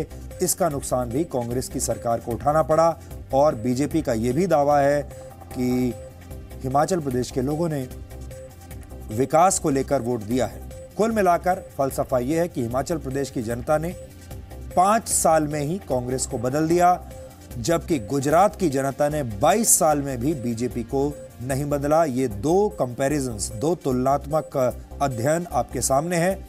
एक है हिमाचल प्रदेश, जहां 5 साल में ही इतनी एंटी इनकम्बेंसी वेव हो गई कि जनता ने कांग्रेस की सरकार को बदल दिया, लेकिन बीजेपी में 22 साल के बाद भी एंटी इनकम्बेंसी वेव इतनी मजबूत नहीं हुई कि बीजेपी के वहां से जाने के दिन आ जाएं और बीजेपी ने 22 साल के बाद भी दोबारा चुनाव जीत लिया। ये मूल अंतर है गुजरात में और हिमाचल प्रदेश में, कांग्रेस में और बीजेपी में। अब अंत में देखते हैं कि इन चुनावों का सार क्या निकला। सबसे पहले बीजेपी क्या सबक ले सकती है इन नतीजों से। गुजरात के चुनावी नतीजे बताते हैं कि बीजेपी को इस बार ग्रामीण इलाकों पर ज्यादा फोकस करने की जरूरत है, क्योंकि इस बार ग्रामीण इलाकों से बीजेपी को नहीं बल्कि कांग्रेस को ज्यादा वोट मिले हैं। हालांकि ये कहना भी मुश्किल है कि क्या पूरे देश के ग्रामीण इलाकों में भी यही माहौल होगा जैसा कि गुजरात में था, लेकिन फिर भी बीजेपी चाहे तो यहां से सीख ले सकती है। हो सकता है बीजेपी जो कुछ कर रही है उसका जो संदेश है वो गांव वालों तक नहीं पहुंच रहा हो। अगले साल 8 राज्यों में विधानसभा चुनाव होने हैं। अब आप जानते हैं बीजेपी एक इलेक्शन मशीन बन चुकी है। आज का चुनाव होने के बाद उन्होंने ऑलरेडी इन चुनावों की तैयारी शुरू भी कर दी होगी। ये चुनाव पूर्वोत्तर भारत के कुछ राज्यों के अलावा राजस्थान, मध्य प्रदेश, छत्तीसगढ़ और कर्नाटक जैसे बड़े राज्यों में होंगे और इन राज्यों में भी बहुत सारे ग्रामीण इलाके हैं। ऐसे में बीजेपी को यह भी देखना होगा कि इन राज्यों में वो अपनी चुनावी रणनीति कैसे बनाएगी। बीजेपी का हाल इस वक्त वैसा ही है जैसा एक वक्त में भारतीय क्रिकेट टीम का होता था, यानी अगर सचिन तेंदुलकर जल्दी आउट हो गए और अगर तो वो मैच हार जाएगी टीम, और अगर तेंदुलकर चल गए तो मैच जीत जाएंगे। इसी तरह से बीजेपी भी नरेंद्र मोदी पर बहुत ज्यादा आश्रित है। बीजेपी को इस परिस्थिति से बाहर निकलने की कोशिश करनी चाहिए। अब कांग्रेस की बात करते हैं। गुजरात के चुनावी नतीजों में कांग्रेस के लिए बड़ी सीख है कि उसे अब शहरी इलाकों में फोकस करना चाहिए। कांग्रेस के साथ भी वही समस्या है, वो अपने लोकल मुद्दों पर लड़ने की बजाय सिर्फ राहुल गांधी के भरोसे ज्यादा दिखती है। पंजाब में यह साबित हो चुका है कि अगर कांग्रेस के लोकल संगठन में दम हो और वहां पर उनके पास लोकल लीडरशिप अच्छी हो तो बीजेपी को हराया जा सकता है। गुजरात के चुनाव में कांग्रेस के पुराने नेता हार गए हैं। इसका मतलब ये भी है कि कांग्रेस को अब अपने पुराने नेताओं को हटाना होगा और नई पीढ़ी को मौका देना होगा। कांग्रेस को अब नए मुद्दे तलाशने होंगे। प्रधानमंत्री नरेंद्र मोदी पर हर बार हमला करने की बजाय अब उन्हें असली चुनावी मुद्दे खोजने होंगे। और इससे एक आपको जो संकेत मिलता है वो ये भी मिलता है कि नोटबंदी के बाद जब चुनाव हुआ था तो उत्तर प्रदेश का चुनाव था, वहां बीजेपी जीत गई और बीजेपी ने कहा, देश को लगा कि नोटबंदी की वजह से कोई नुकसान नहीं हुआ, लोगों ने स्वीकार कर लिया। जीएसटी लागू होने के बाद गुजरात में चुनाव हुआ और हिमाचल प्रदेश में चुनाव हुआ और अब ऐसा लगता है कि जीएसटी को भी लोगों ने स्वीकार कर लिया है कि क्योंकि इन दोनों जगहों पर जीएसटी के बावजूद बीजेपी जीत गई है। जीएसटी लागू होने के बाद पूरे देश में इसे बहुत बड़ा राजनीतिक मुद्दा बनाया गया था। राहुल गांधी ने इसे गब्बर सिंह टैक्स कहा था, लेकिन आज के नतीजे साबित करते हैं कि लोगों पर जीएसटी का ज्यादा असर नहीं हुआ है, उसे लेकर ऐसी खास नाराजगी नहीं है। हालांकि गुजरात में जनता ने बीजेपी को ये जीत जीएसटी काट कर दी है। बीजेपी ने अपने लिए 150 सीटों का लक्ष्य रखा था, लेकिन इस बार जीएसटी काटने की बारी जनता की थी और जनता ने 51 सीटों का जीएसटी काट लिया। वैसे भी राजनीति की दुनिया में जीत को लग्जरी आइटम माना जाता है, इसलिए जीएसटी भी 28% से ज्यादा ही काटा गया है। गुजरात में बीजेपी प्रधानमंत्री नरेंद्र मोदी की वजह से बच गई। नरेंद्र मोदी और अमित शाह का जो कॉम्बिनेशन है वो जबरदस्त तरीके से काम कर रहा है, उसका जादू अभी भी चल रहा है। इस चुनाव में नरेंद्र मोदी ने खुद को पूरी तरीके से झोंक दिया था और खुद की साख को दांव पर लगा दिया था, क्योंकि अगर ये चुनाव बीजेपी हार जाती तो प्रधानमंत्री मोदी की साख और अमित शाह की साख दांव पर सीधे सीधे लगी हुई थी। एक प्रधानमंत्री का ऐसा करना अपने आप में बहुत बड़ा जोखिम होता है, बहुत बड़ा रिस्क होता है, लेकिन नरेंद्र मोदी बार बार ये रिस्क ले रहे हैं, हर बार ले रहे हैं। और इस बार भी उन्होंने सही समय पर यानी सेकंड फेज में डैमेज कंट्रोल कर लिया और ये साबित कर दिया कि भारत की राजनीति में फिलहाल ब्रांड मोदी के सामने कोई नहीं टिक सकता और 2019 में उनकी स्थिति और मजबूत हो सकती है। हालांकि इससे यह सवाल भी उठता है कि क्या बीजेपी ने प्रधानमंत्री को चुनाव जीतने की एक मशीन बना दिया है। इन चुनावों ने एक बार फिर से नरेंद्र मोदी और अमित शाह की जोड़ी को चुनाव जीतने का जबरदस्त एक्सपर्ट साबित कर दिया है, उनके ट्रैक रिकॉर्ड को और ज्यादा मजबूत कर दिया है। किसी क्रिकेट मैच की तरह गुजरात में भी इस जोड़ी ने एक हारे हुए या मुश्किल मैच को जीत कर दिखा दिया। इसलिए अब लोग ये भी कह रहे हैं कि जो जीता वही नरेंद्र।